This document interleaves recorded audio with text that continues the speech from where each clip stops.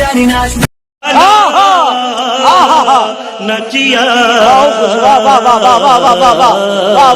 ओ भाई डांस खत्म हो गया तो चल ले। तू फ्लो क्या यार तू भी ना रुकवा दिया फालतू में। क्या बात है बता ना। सर बुला रहे हैं तुझे, मैं जा रहा हूँ। सर बुला रहे हैं किस लिए? और मुझे पता ना यार किस लिए, पीटेंगे शायद। मुझे नहीं पता देख। अच्छा चल फिर चलते हैं जी। जी सर। हाँ तो आ गया लकी। इतनी देर से क्लास चालू, तू कहाँ था इतनी देर? क्या कर रहा था? आता जाता कुछ है नहीं और क्लास में ऊपर से बैठना नहीं है ना। अच्छा ये बता वर्णमाला में कितने अक्षर होते हैं? सर मुझे नहीं पता। नहीं पता? इधर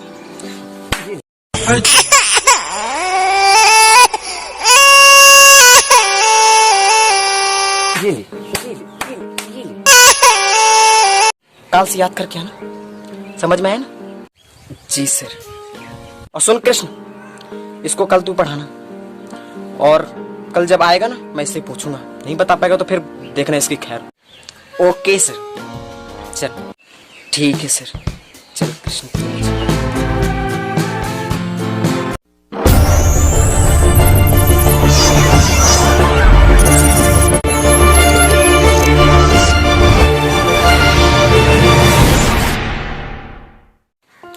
देखो लक्की, आज हम पढ़ेंगे वर्णमाला। वर्णमाला में क्या क्या पढ़ेंगे एक बार भूमिका बना लेते हैं, इसके बाद में हम पढ़ेंगे टॉपिक वाइज। तो जैसे हम पढ़ेंगे वर्णमाला परिचय पहले, फिर पढ़ेंगे स्वर, फिर व्यंजन, फिर स्पर्श व्यंजन, फिर अनुनासिक व्यंजन, फिर अंतस्थ व्यंजन, फिर उष्ण व्यंजन, फिर उत्क्षिप्त व्यंजन, फिर संयुक्त व्यंजन, फिर मात्राएं।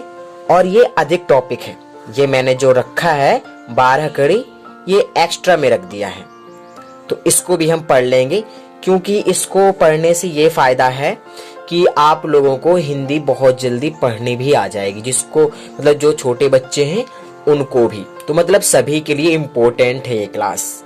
ठीक है, आपके लिए तो है ही लक्की, मगर औरों के लिए भी जो और देख रहे हैं। ठीक है, तो अब हम पढ़ते हैं किसको? वर्णमाला को। ठीक है,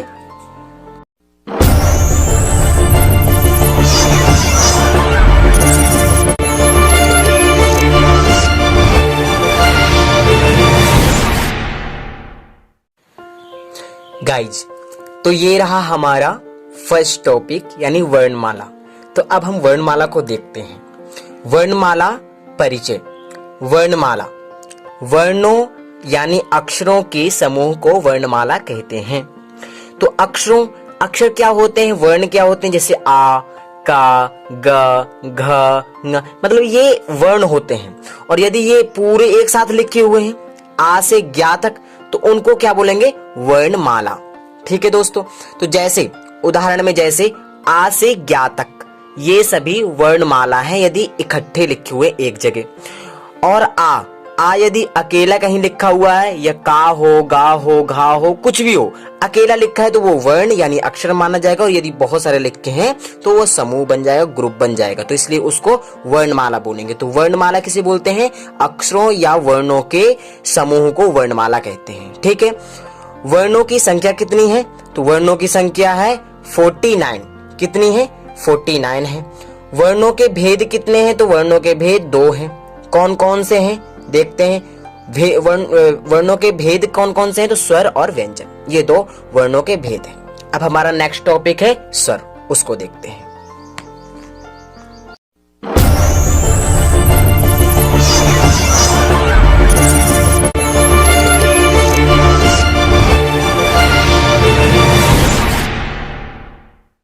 अब आया स्वर। तो स्वर किसे कहते हैं? जो वर्ण बिना किसी के सहायता के बोले जाएं, ऐसे वर्णों को स्वर कहते हैं, यानी ऐसे अक्षरों को। जैसे आ, ई, उ, ए, ऐ, ओ, औ, अंग, आह और एक ऋषि को जोड़कर। ठीक है, बिना किसी की सहायता के मीन्स, मैं उदाहरण देता हूं, एग्जाम्पल, उदाहरण ले लो का को। तो बताओ आप का किसी की सहायता के बोला जा रहा है या नहीं? बोला जा रहा है ना। जैसे का और फिर आ, इन दोनों को मिलाने से का बना है, नहीं तो ये आधा का आधा रह जाएगा। तो इसलिए इसमें सहायता ली है। और इनमें से जो आ है, ई है, ई है, ऊ है, ऊ है, ए है, आई है, ओ है, औ है, अंक है, आहा है और ऋषि है। बताइए इन्होंने किसी की सहायता ली है? नहीं ना। किस आ ने भी नहीं ली, बड़े आ ने भी नहीं ली, ई ने, ऊ ने, ए, आई, ओ, औ, अंक, किसी ने नहीं ली किसी की सहायता। इसलिए इनको ये भी बोलते हैं कि जो स्वर होता है वो स्वतंत्र होता है, मीन्स किसी की सहायता की जरूरत नहीं होती उसको, वो खुद दूसरों की सहायता करता है। जैसे व्यंजनों की, जैसे का व्यंजन है, इसकी सहायता करता है फिर पूरा बनता है। तो एक ये समझ लो, ये कॉन्सेप्ट है। यदि लिखने को आ जाए तो आप बेधड़क लिख सकते हो, ठीक है। अब स्वरों की संख्या कितनी होती है? तो टोटल होती है 13। और यदि ऋषि को हटा दो, ठीक है, आहा को हटा दो, ठीक है, तो फिर कितनी बचेगी? 11, ठीक है। तो ये दो कॉन्सेप्ट हैं, 13, 11, टोटल 13 और दोनों को हटाने के बाद में ऋषि और आहा को 11, दोनों चलते हैं, दोनों प्रचलित है, ठीक है। अब हम नेक्स्ट देखते हैं।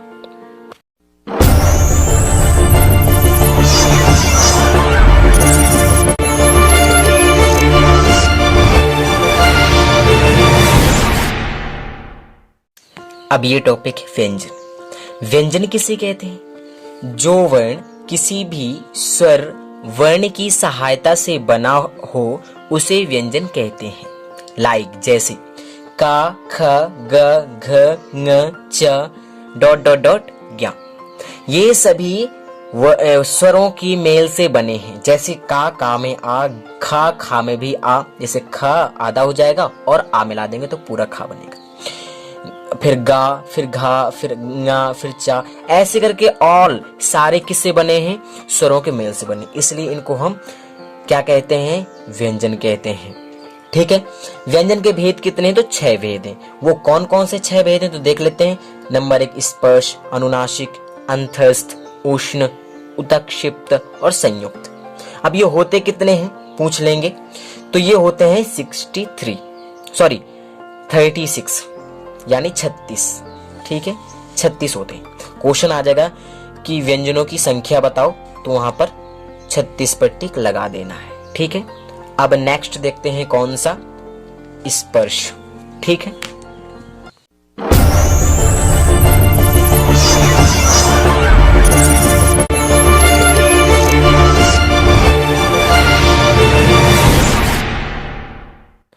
अब हमारा टॉपिक है स्पर्श। स्पर्श का, ख, ग, घ, ङ, च, छ, ज, झ, ञ, ट, ठ, ड, ढ, ण, त, थ, द, ध, न, प, फ, ब, भ, म। ये हैं स्पर्श व्यंजन। स्पर्श व्यंजन कुल कितने होते हैं? 25 होते हैं, यानी 25 होते हैं। इनकी याद करने की ट्रिक क्या है? कु, चू, टू, तू, पू। और सभी में 5-5 होते हैं। का में 5, चा में 5, टा में 5, ता में 5 और पा में 5। तो टोटल हो गए 25। 5 ये हैं और 5-5 होते हैं।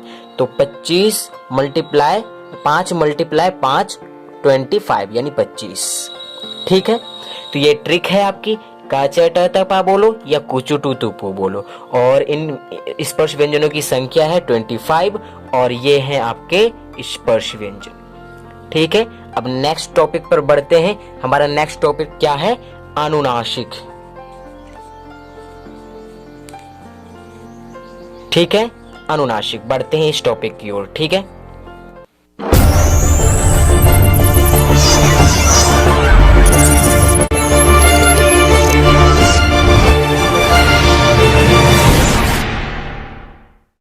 गाइज ये रहा हमारा अनुनासिक और अंतस्थ टॉपिक। तो हम देखते हैं अनुनासिक और अंतस्थ को। तो पहला अनुनासिक, जो वर्ण नासिका यानी नाक की सहायता से बोले जाएं उन्हें अनुनासिक वर्ण कहते हैं। यानी जो वर्ण, जो अक्षर नासिका की सहायता से बोले जाएं यानी नाक से बोले जाएं, उन्हें क्या कहेंगे? अनुनासिक वर्ण। कौन कौन से हैं? एग्जाम्पल देख लेते हैं। य, अंगा, अण, न और मा, इनको बोलेंगे यमंगणनम। तो ये हैं आपके अनुनासिक वर्ण। ठीक है। अब है अंतस्थ। तो अंतस्थ क्या है? जो वर्ण अंदर से सीधे बाहर की ओर हवा की तरह उड़कर आ जाएं, उन्हें अंतस्थ व्यंजन कहते हैं। अंतः यानी अंदर से, अस्थ यानी फेंकना। ठीक है। स्थ यानी फेंकना। तो अंदर से जो वर्ण हवा की तरह बाहर निकलकर आ जावें, उन्हें अंतस्थ वर्ण कहते हैं। कौन कौन से हैं? एग्जाम्पल देखते हैं। य, र, ल, व, मतलब कि हवा की तरह फेंक रहे हैं, और ये हैं आपके अंतस्थ, यानी कि य, र, ल, व, ये आपके अंतस्थ हैं। अब हम नेक्स्ट टॉपिक देखते हैं।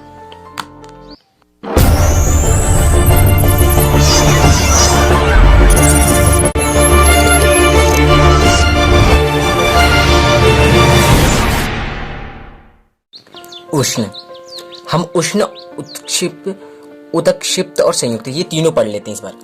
ठीक है। उष्ण, उष्ण किसे कहेंगे? जिस वर्ण के उच्चारण में अंदर से, यहां पर से लगा लो, अंदर से गर्म वायु निकले, उन वर्णों को ऊष्म व्यंजन कहते हैं। मीन्स कि जिन वर्णों को बोलने में अंदर से गर्म वायु निकले, उनको हम क्या बोलेंगे? ऊष्म व्यंजन। ठीक है। ऊष्म व्यंजन यानी वर्ण। अब कौन कौन से हैं? शा, शा, स, हा, शीठी वाला, षटकोण वाला, दंत्य और हा, ये हैं ऊष्म व्यंजन। ठीक है। अब उत्क्षिप्त व्यंजन कौन से? जिन वर्णों की आवाज फेंकने की तरह निकले, उन्हें उत्क्षिप्त व्यंजन कहते हैं। जैसे ड, ढ, मतलब फेंक दो, जैसे फेंक, ड़ा, ढ, बोलते ना, फेंक, फेंक, ड़ा, ढ, मतलब फेंकने की तरह आवाज निकले, उसको बोले उत्क्षिप्त। अब है संयुक्त व्यंजन। जो बहुत सारे वर्णों के मिलने से वर्ण बने, उन्हें संयुक्त व्यंजन कहते हैं। मीन्स कि एक से नहीं, दो से नहीं, तीन से, चार से, ऐसे करके, मतलब जो वर्णों के मिलने से बने, उसको संयुक्त व्यंजन कहते हैं। जैसे क्ष, त्रा, ज्ञा। एक मेरी तरफ से जोड़ लो, द्या, द्या, ये भी जोड़ लो। क्ष है, इसमें क्या क्या मिले हुए हैं? क्या क्या मिलके बना है? का, आधा का है। फिर इसके बाद में क्या है? इसमें षटकोण वाला आधा शा है। फिर क्या है? इसमें आ है। इनके तीनों के मिलने से बना हैक्षा,क्षा। ठीक है। फिर त्रा किसके मिलने से बना है? ता है, आधा, रा है, आधा, फिर आ है। इन तीनों के मिलने से त्रा बन गया है। ठीक है। फिर इसके बाद में ज्ञा है, यहां पर देखते हैं। ज्ञा है तो ज्ञा को ज्ञा नहीं बोलना चाहिए, ज्ञा को ज्या बोलना चाहिए। ज्या क्यों बोलना चाहिए? क्योंकि ये जा, या और आ के मिलने से बनता है ये, इसलिए ज्या बोलना चाहिए इसको। ठीक है। आज से ध्यान रखिएगा। अब द्या है तो द्या किसके मिलने से बना है? तो इसको भी देख लेते हैं। इसमें दा है, या है और आ है, इनके मिलने से द्या बना है। ये आपका संयुक्त हो गया। अब हम देखते हैं मात्राएं। ठीक है।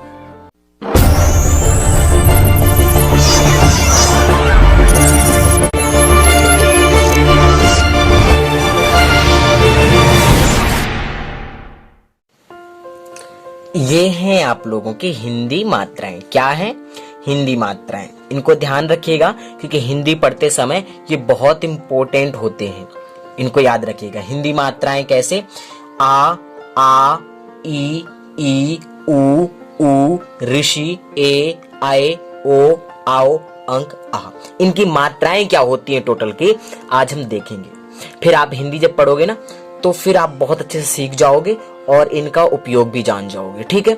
इनका उपयोग होता है जैसे कि हम किसी लिखना है, किसी, की, सी, मतलब पहले पढ़ लेते हैं, नहीं तो पता नहीं चलेगा इनका उपयोग। ठीक है, आ की है कुछ नहीं, बड़ा का डंडा यानी डंडा रखा है, छोटे की अंगम घोड़ी, बड़े की पिछम घोड़ी, ऐसे करके पढ़ते हैं। छोटा ऊ का सात साई, बड़ा ऊ का एक साई, ऋषि की री करके ऐसे जैसे संस्कृत लिखते हैं ना, क्रू नीचे लगता नहीं है ऐसे करके, ये देख लग गया ना, कृत। ठीक है, तो ऐसे करके। फिर ए में एक मात्रा, आय में दो मात्रा, आओ में मतलब ओ में एक मात्रा एक डंडा और आओ में दो मात्रा एक डंडा और अंक में बिंदी और हा में दो बिंदी। ठीक है, तो अब इनका उपयोग देख लो कैसे होता है। जैसे किसी है तो इनमें कैसे होगा, का में छोटी की मात्रा यानी अगम घोड़ी, छोटी की मात्रा लग गई, सा में बड़ी की मात्रा लग गई, तो की सी। तो इनका उच्चारण भी देख लो बहुत सरल है। देखो का है और ई है, तो हमें का मतलब कि का में ई की मात्रा लगा देना है ऐसे करके, ई की। तो जैसे हम बोलते हैं ई, तो फिर ये बन जाएगा की, मतलब उच्चारण सेम हो जाएगा। फिर का ई की तरह हो जाएगा, जैसे ई तो बोलेगा की। तो ऐसा उच्चारण जहां पर आए तो मात्राओं के हिसाब से आप समझ सकते हो। ठीक है, ये रही आपकी मात्राएं, याद कर लो, कंठस्थ कर लो और इसके बाद में आप इनको अप्लाई भी करने लग जाओ। ठीक है, धन्यवाद।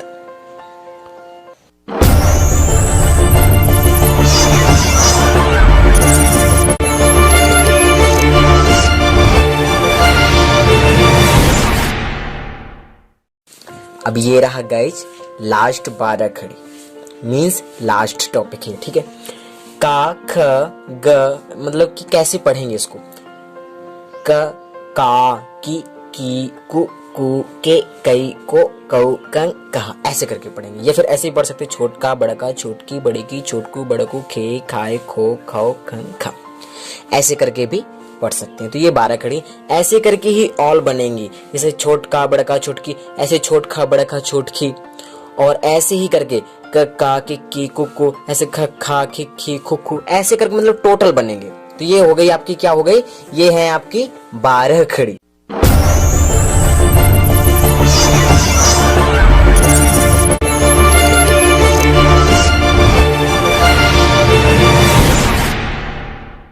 क्लास में लक्की आया है?